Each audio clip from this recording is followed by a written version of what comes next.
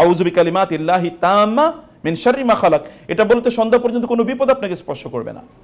আবার সাইয়্যিদুল ইস্তিগফার পড়লে সন্ধ্যা পর্যন্ত যদি কেউ সকালে পড়ে সন্ধ্যা পর্যন্ত মারা গেলে সে জান্নাতি, আবার যদি সন্ধ্যায় পড়ে তাহলে সকালে পর্যন্ত মারা গেলে সে জান্নাতি।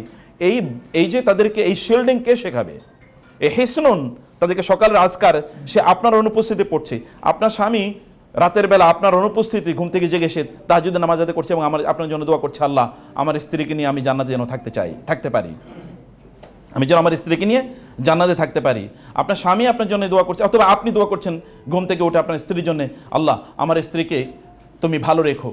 অথবা আপনার স্বামীর জন্য আপনি দোয়া করছেন, আপনার সন্তানরা আপনার জন্য দোয়া করছে। কখনো কি এরকম হতে পারে না যে আপনি ঘুম থেকে জেগে উঠে দেখেন আপনার বাচ্চাগুলো তাহাজ্জুদের নামাজ আদায় করছে? আচ্ছা, এই স্বর্গীয় ফিলিং, এই জান্নাতি হেভেনলি ফিলিং আপনি কবে পাবেন?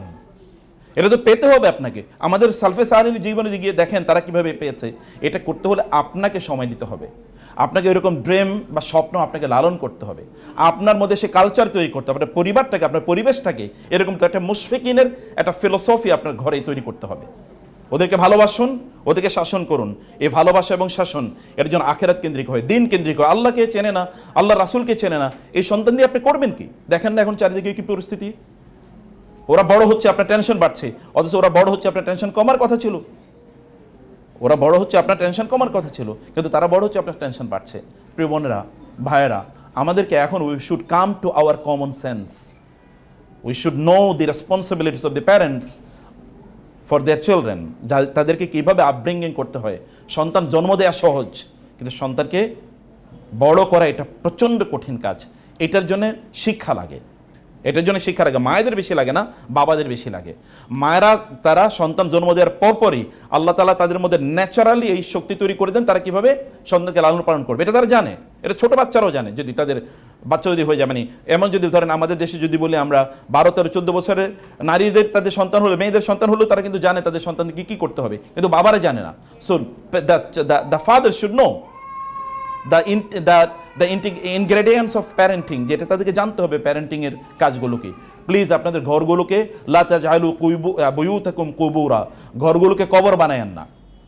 ঘরগুলোতে যেমনইভাবে কবর যেমন কোনো ইবাদত করা যায় না, এরকম বানায়েন না ঘরগুলোকে। তারপরেও কবরে কিছু ইবাদত হয়, এরকম একটা সহিহ হাদিসে এসে রাসূলুল্লাহ বলেছেন যে মানে কবরে এক ব্যক্তি হঠাৎ করে তিনি ঘুম থেকে উঠবেন এবং তার চোখ কসলাতে থাকবেন এবং বলবেন এই সূর্য ডুবে গেছে নাকি, আমি আসরের নামাজ পড়িনি তো এখনো, আমি তো এখন আসরের নামাজ পড়িনি। মানে এরকম পেরেশানিও কিন্তু কবরে থাকবে, কিন্তু আমাদের ঘরে তো এরকম কোনো পেরেশানি নাই। আপনি যখন বাবারা আজান দিয়েছে আপনি মসজিদে দৌড়ে চলে যান, আপনার সন্তানরা দেখুক। যখন নামাজের আজান দিয়েছে মায়েরা সন্তানরা দেখুক যে আপনি তখন কাজ ফেলে এসে তারপরে আল্লাহর সামনে দাঁড়িয়ে গিয়েছেন। Give priority to Allah and Allah will give priority to you. আপনি আল্লাহকে প্রায়োরিটি দেন, আল্লাহ তাআলা আপনাকে এবং আপনার সন্তানকে প্রায়োরিটি দেবেন। বোনেরা, এখানে অনেক প্যারেন্টিং সেশনে আপনি এগুলোতে আসবেন। বাচ্চাদের প্রতি কেবলমাত্র ওদের গ্রেড নিয়ে ব্যস্ত থাকবেন না, ওদের রিলিজিয়াস গ্রেডিং কেমন হচ্ছে সেটাও অবশ্যই দেখা দরকার।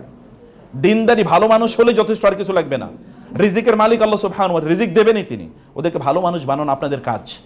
প্যারেন্টস হিসাবে ওদের একাডেমিক এডুকেশন কত বড় হচ্ছে তার চেয়ে 1000 গুণ না কোটি গুণ বেশি দায়িত্ব হচ্ছে আপনার তার দিনদারি, যিনি তাকে সৃষ্টি করেছেন তার সাথে তাদের সম্পর্ক রিলেশন কেমন হচ্ছে, তার সাথে তাদেরকে পরিচয় করিয়ে দেয়া, এটা অনেক অনেক বেশি গুরুত্বপূর্ণ।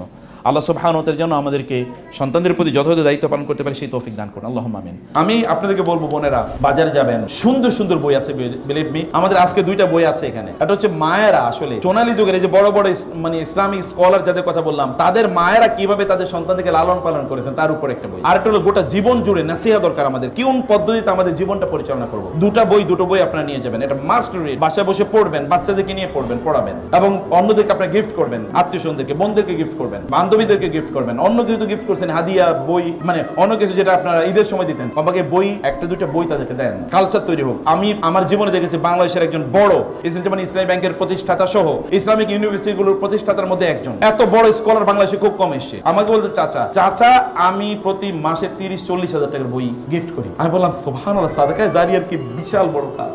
বান্ধবীদেরকে বই গিফট করেন, তাদেরকে বলেন কিভাবে তারা ভালো মানুষ হবে, তারা ভালো মানুষ কিভাবে বানাবে, এটা তাদের মধ্যে তৈরি করা, ওদের মধ্যে সেলফ এস্টিম তৈরি করা, বাচ্চাদের মধ্যে সেলফ এস্টিম।